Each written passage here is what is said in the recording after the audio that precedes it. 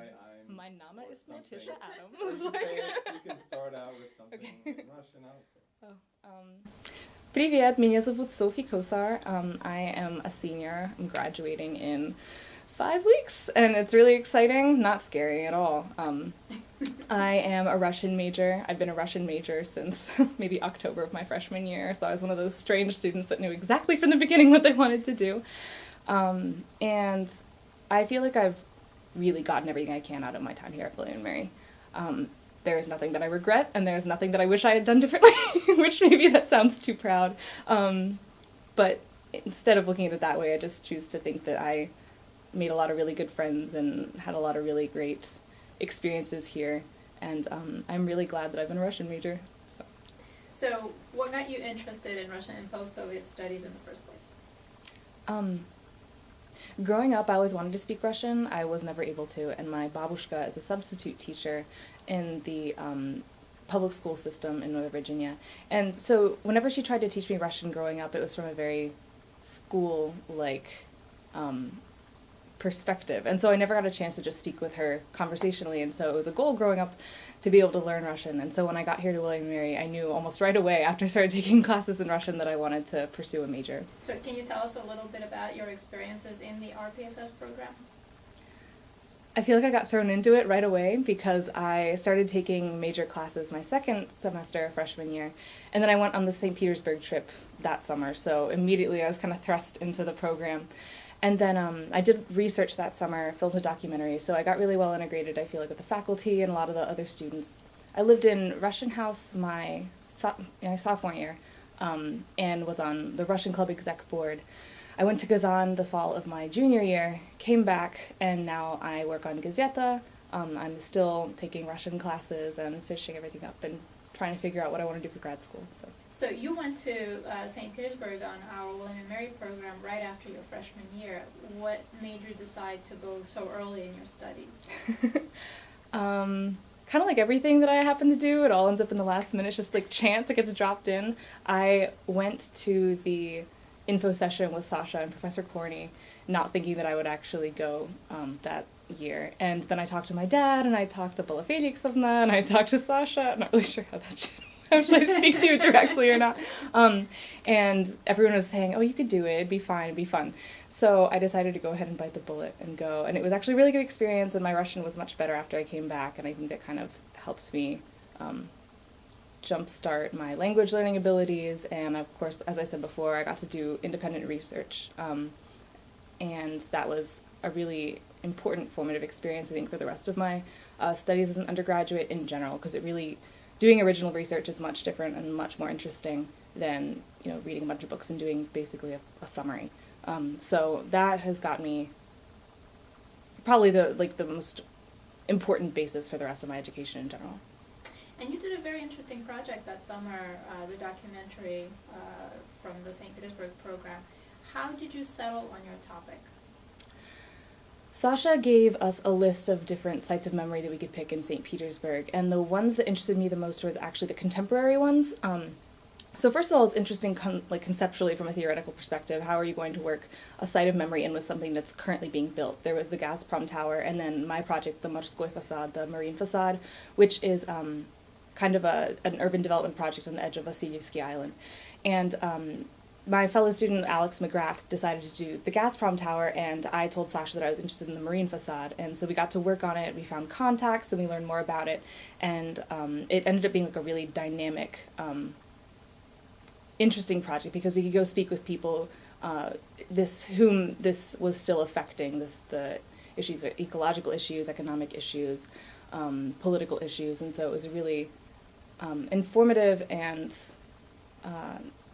the project, it made me feel like I was working on something that was contemporary as opposed to just further analyzing something that had been done over and over again. The Marine Facade project is first and foremost a port complex on the edge of Vasilyevsky Island because, as many people know, the Baltic Sea and St. Petersburg are popular tourist destinations for cruise lines. And it's a major part of the city's infrastructure, and their income is this cruise-based tourism. So what the city wanted to do was update the port so that it would be more comfortable and they could have more passengers, passenger liners, come and visit the city. But what it turned into was kind of a struggle between people who thought that it would, like the Gazprom Tower, ruin the city's aesthetic.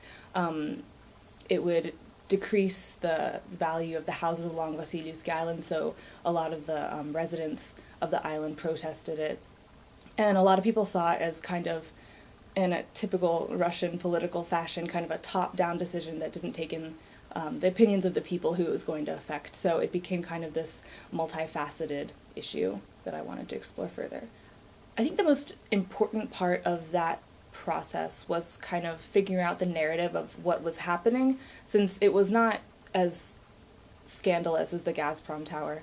I had to go and find different contacts, like with whom should I be interviewing, like what kind of who will want to talk to me, if anybody, and what are their opinions going to be, what is the story, what is my thesis going to be, essentially. So some of the Russian students that we worked with in St. Petersburg were really important for finding us these different viewpoints and these different actors who were going to be, not literal actors, but of course parties that were involved in the marine facade issue, as I'll call it.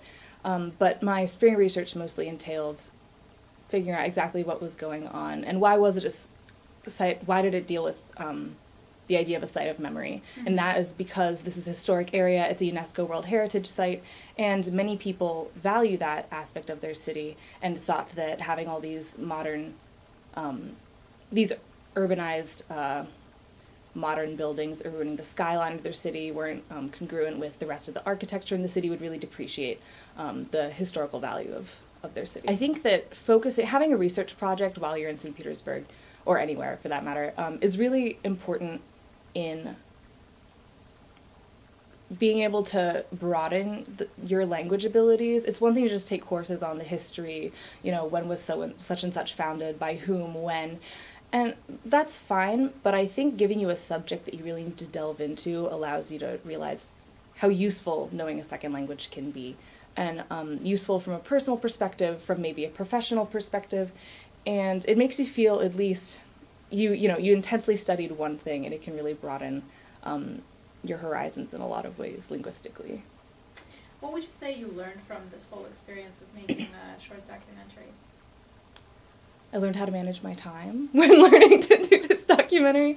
I remember the first day that Sasha and Jess, the filmmaking professor, came in and said, "We're going to do documentaries for our research," and every single one of us were like, "Excuse us, what are we going to do?" I don't think anyone had even made a YouTube video.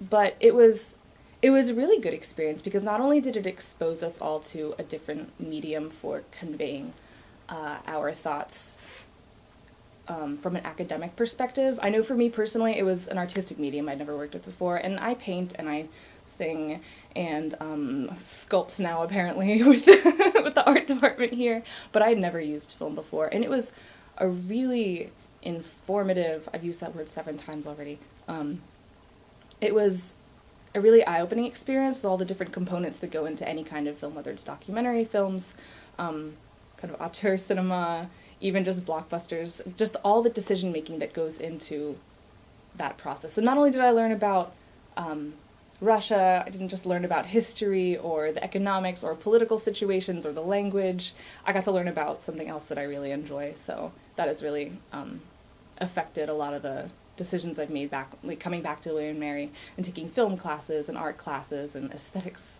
philosophy classes, so it's been kind of a surprise in a very good way. Oh, what do you hope to explore or pursue in the future? In the future, of course, I have a million different ideas, and I'm not entirely sure what's actually going to happen, or if they'll be consistent, or I'll even want to do the same things 6 months from now, because after you graduate, who knows what's going to happen.